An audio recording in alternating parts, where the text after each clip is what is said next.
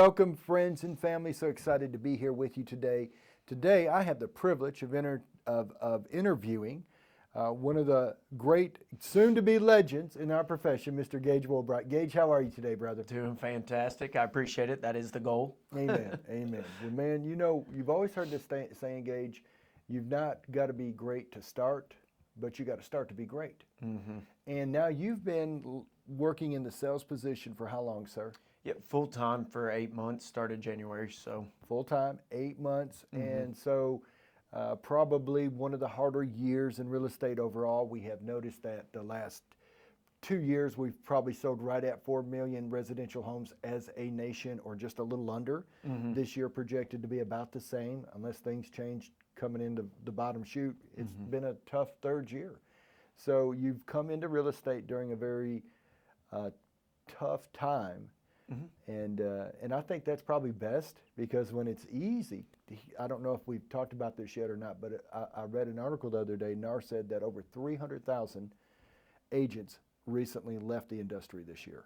Over 300,000. I think we're at like 1.6, and now we're at like around 1.3. Mm-hmm. So 300,000 have exited, and I'm sure you being in this for 8 months could start understanding why so many are exiting. It ain't easy, is it? No. I mean, definitely getting used to market changes. There's so many factors that go into it, and I think, you know, I could have sat there and waited forever to make the move at the right time, but what defines the right time? Ooh, you know what good. I mean? Yeah. I mean, coming into a tough market, me and our teammate Sierra, you know, we've been looking at it, and we're ready for that. When the market settles out, you know how busy we're going to be, and knowing how to perfectly and professionally guide people. It's going to be really cool seeing the difference. Yeah, because the markets are always changing a little bit, and you're already getting ready for hopefully interest rates going a little lower, and the market's starting to pick up, because I don't think this can last forever. Right. Currently, Gage, how many do you have pending?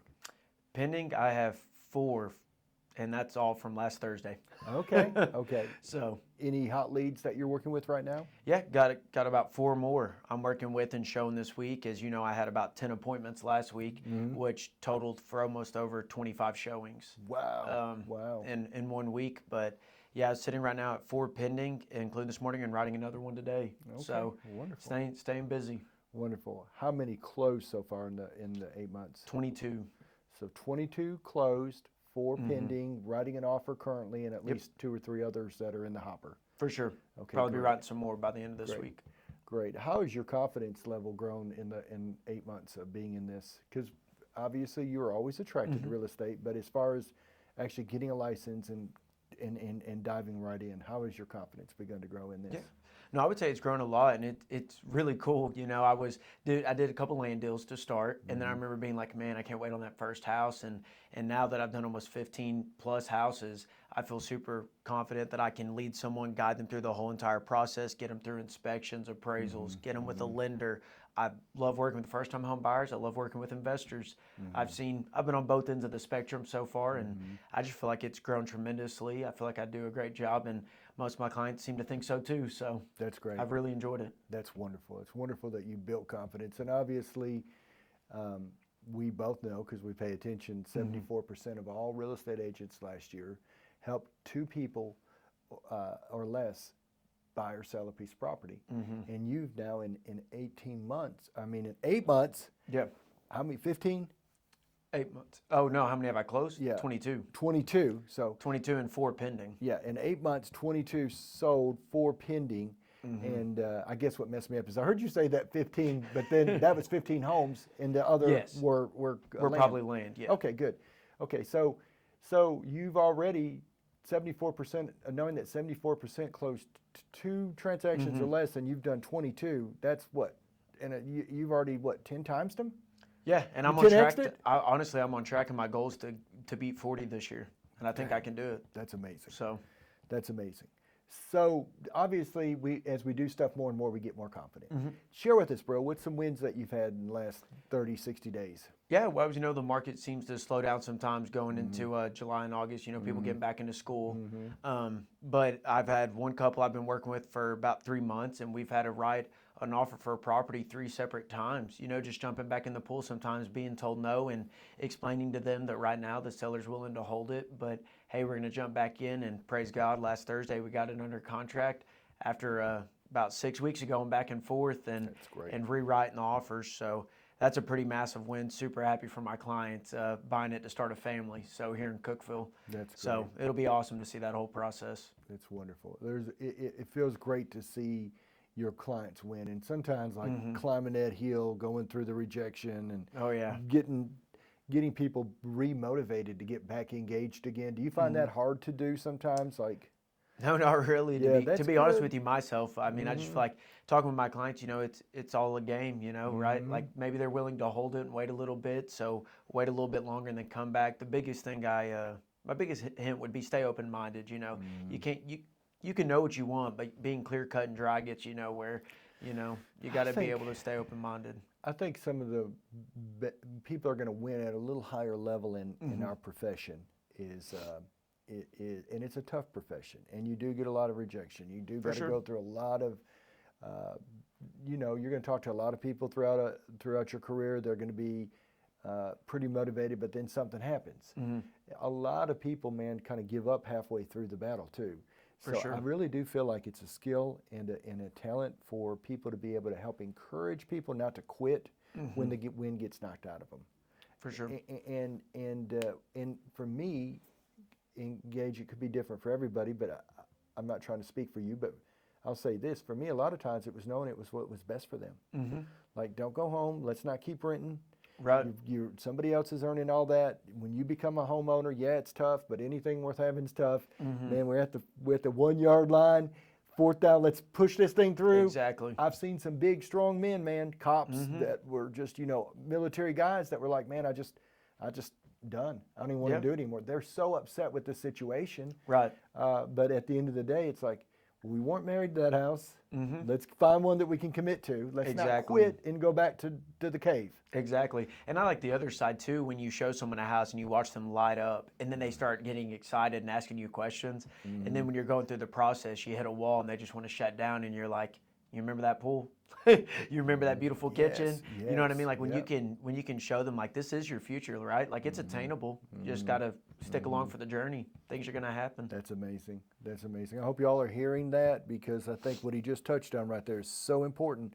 Remember why you started the journey, because sometimes when you're going through the mud and you're getting dirty and all that bad stuff starting to pile up, it's like sometimes it's just easier to quit and go home. But what Gage said right there is super important. Remember why we started this. You remember that pool. You remember you've seen those kids playing in the backyard. And you have your dog's got a fence now. He can go run. He ain't got to stay in the house all the time. It's like when you can go back to the beginning of the motivation, that's a skill and a talent. And that's why I wanted to touch on it, because I see you have that. And I'm going to say a lot of people I'm going to say a lot of folks, man, if you don't help them fight a little bit, they'll give up. Oh yeah, I've seen it. I mean, you can let people go and say, you know what, I understand it might be situational, or you can make an excuse, right, for yourself even not to go after it, or you can explain to them the value of the house and the equity, and then not only that, but the whole life change, man. that's I mean, so owning good. a house is one of a kind. It's so good, and it's getting less and less today. Oh, yeah. More and more people are for whatever reason reluctant to take that leap.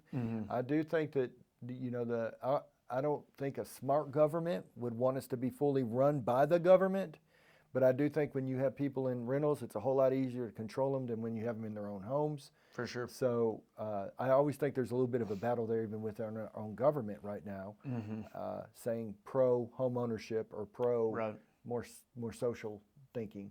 So I love your thought process, love your mindset. Gage, give us, man, a little bit of a story, some trials that you're going through, because I know it ain't always easy, and even the one you just said was a win was kind of tough. But give us some tough stuff, man. Give us the guts of this. No, I mean, as we discussed, getting into real estate, you learn there's ebbs and flows, there's seasons to this, and as I mentioned, those the last 2 months can slow down quite a bit. So learning to save and budget, I know we've touched on that in other videos, but to put it in perspective, just so people know, it's not all winning, right? I just went 4 weeks without writing one, but that was 4 weeks of showing up on time, prospecting, doing my showings, knocking out 14-hour days. And even though I didn't write a contract for those 4 weeks, from last Thursday to now, like I said, I've put 4 under contract, totaling over 1.5 million in sales volume. Wow. So it's like, I mean, you can look at the 4 in 1 weeks. week. Yeah, 1 week. 1.5 4 million days. in sales volume in 1 week, in 4 days. Come on. That's 4 strong. days, yeah.